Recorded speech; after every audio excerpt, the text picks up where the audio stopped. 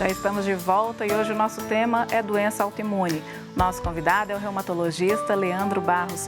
Doutor, a gente tem um trecho de um vídeo da Sociedade Brasileira de Reumatologia que é sobre a artrite reumatoide.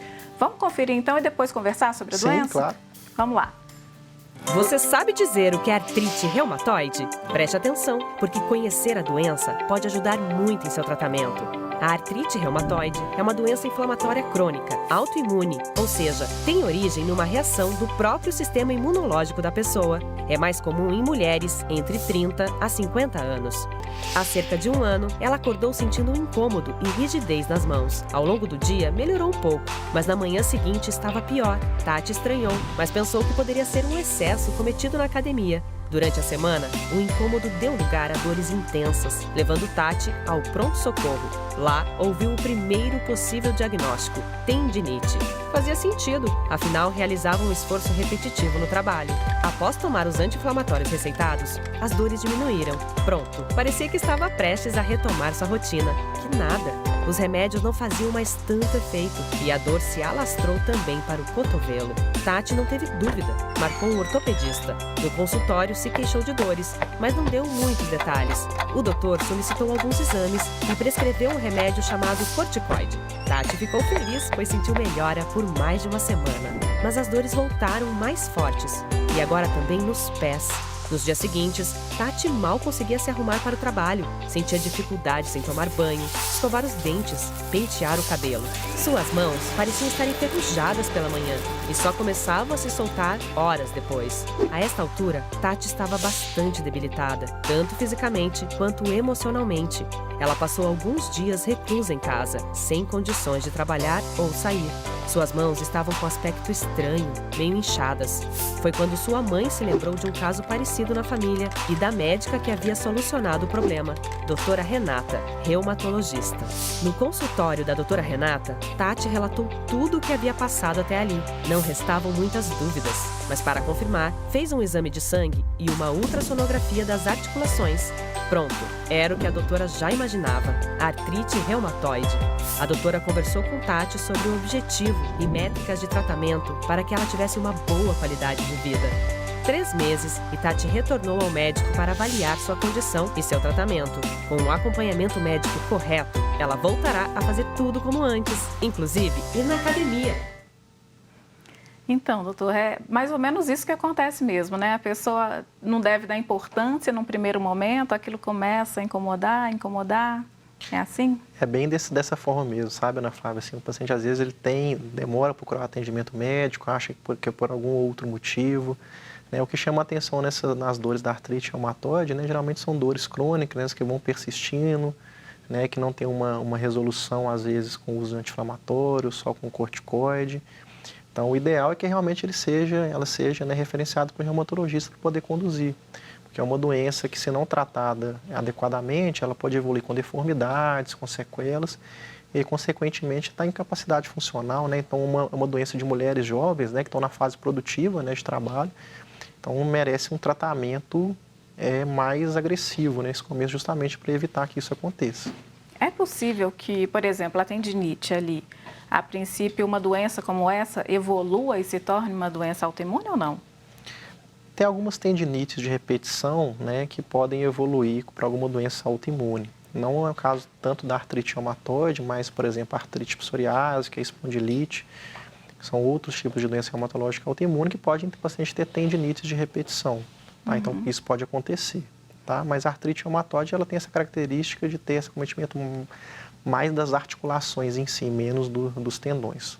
Tá? E além do lúpus, quais são as outras doenças autoimunes reumáticas que mais levam pacientes para o consultório? Então, assim, a artrite reumatoide, dentre as doenças reumáticas autoimunes, é que a gente acaba vendo mais no consultório, sabe? Mas o lúpus também é uma doença que a gente acaba vendo. Espondilite anquilosante, artrite psoriásica, tem algumas outras doenças menos conhecidas, como a doença de BC, as vasculites de uma forma geral.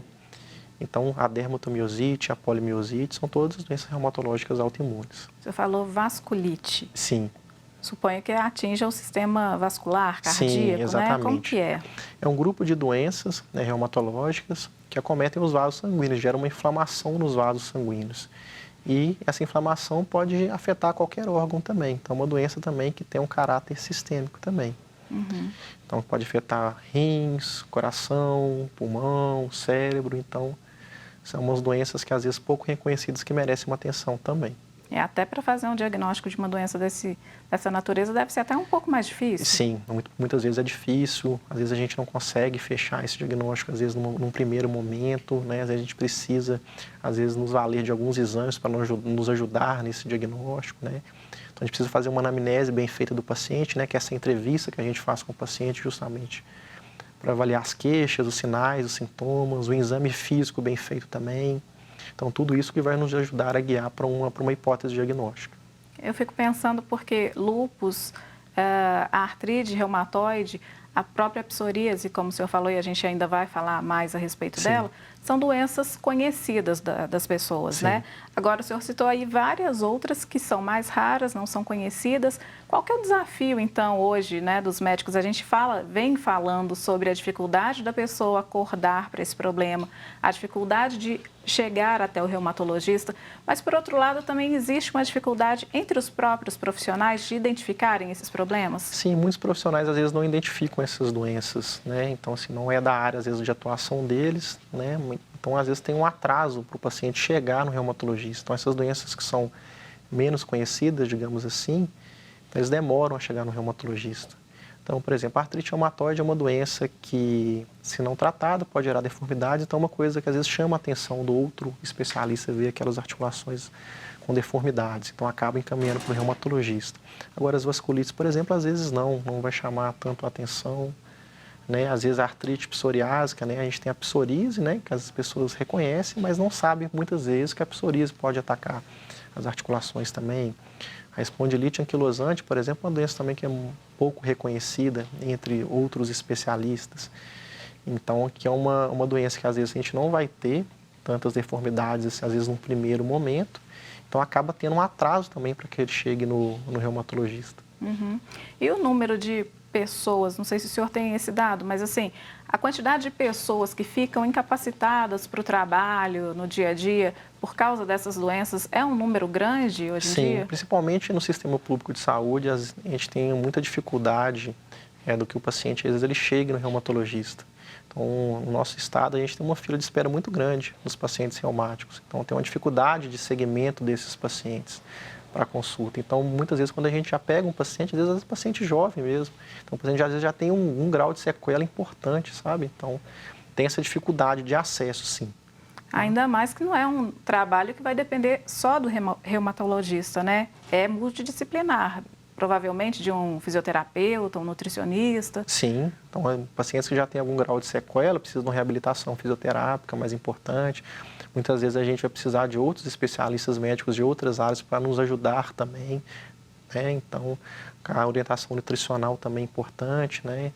Então, a questão de obesidade que pode advir junto com esses pacientes. Os pacientes às vezes têm outras doenças associadas, como hipertensão, diabetes.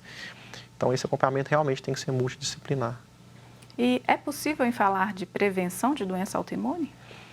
Quando a gente consegue falar em prevenção, sim.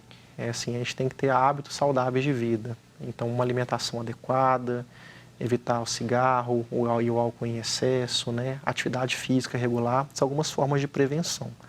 Mas lembrando que também tem fatores genéticos também que contribuem para o desenvolvimento das doenças autoimunes. Quando a gente fala de atividade física, eu costumo perguntar aqui sempre para os médicos, porque atividade física é uma coisa muito ampla. Sim. A pessoa pode ser um atleta, pode, né, se exercitar. Qual que seria a frequência ideal para se prevenir esse tipo de problema?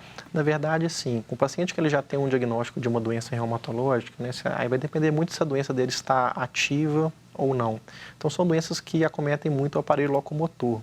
Então, quando o paciente está com a doença ativa, tem alguns tipos de atividade física que são mais recomendados nesse momento. Por exemplo, o paciente pode sentir mais dor, pode até piorar o quadro que ele se encontra. E aqueles pacientes que estão bem controlados, são outros tipos de atividade física que a gente vai orientar que esse paciente faça. Tá certo. Então, vai depender muito da fase da doença que o paciente se encontra. A gente vai continuar, então, falando sobre essas fases, sobre as doenças, mas é rapidinho, daqui a pouco, depois do intervalo. Eu continuo com você.